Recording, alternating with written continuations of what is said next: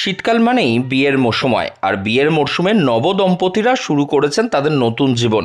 আর বাঙালি বিয়ে মানেই উৎসব, আনন্দ, হইহুল্লোড়। তবে নতুন জীবনের শুরুর আনন্দ একটু অন্যরকমভাবে ভাগ করে নিতে চেয়েছিলেন মগরার নবদম্পতি সঞ্জু এবং অর্পিতা। বিয়েতে নিমন্ত্রিতরা যেমন রয়েছেন, ঠিক তেমনই নিমন্ত্রিত হয়েছিলেন পথসারমেয়রাও।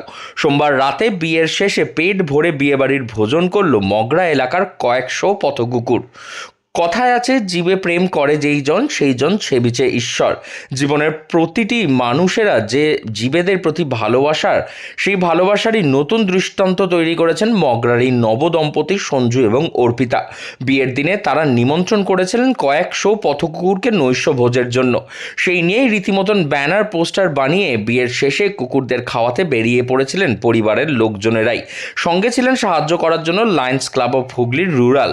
সোমবার রাতে একেবারে বিয়ের বাড়ির ভোজন ছাড়ল পাড়ার লালু কালু থেকে টমি শেরুরা।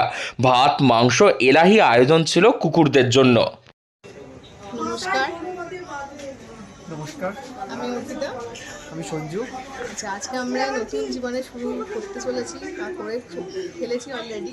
তো আজকে আমাদের এই বিবাহ উপলক্ষে আমরা অবলা পথ সারমেয়দের জন্য কিছু সামান্য আয়োজন করেছিলাম। আমার মনে হয় প্রত্যেকেরই এরকম ছোটো ছোটো উদ্যোগগুলো নেওয়া উচিত, যাতে তাদের কথাটাও একটু মাথায় রেখে আমরা একটু খুশি হতে পারি।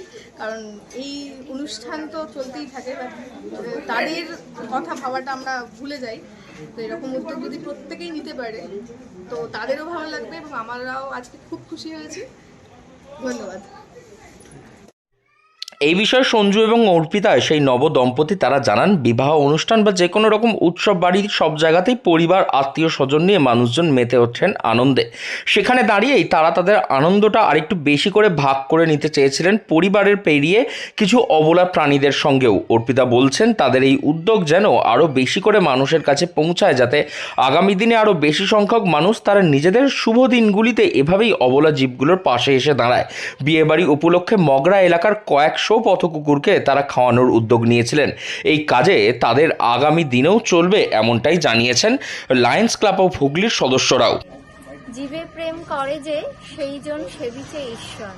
স্বামী বিবেকানন্দজির এই আদর্শতে অনুপ্রাণিত হয়ে আমাদের বর্ষিয়ান লায়ন সদস্য লায়ন প্রদীপ ঘোষ তার একমাত্র কন্যার বিবাহে আজকের এই পথ সারমেয়দের জন্য আয়োজন করেছে নৈশভোজ।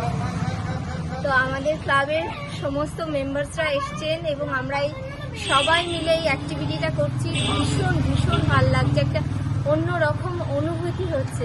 আজকে এই অবলাগুলো পেট ভরে খাচ্ছে।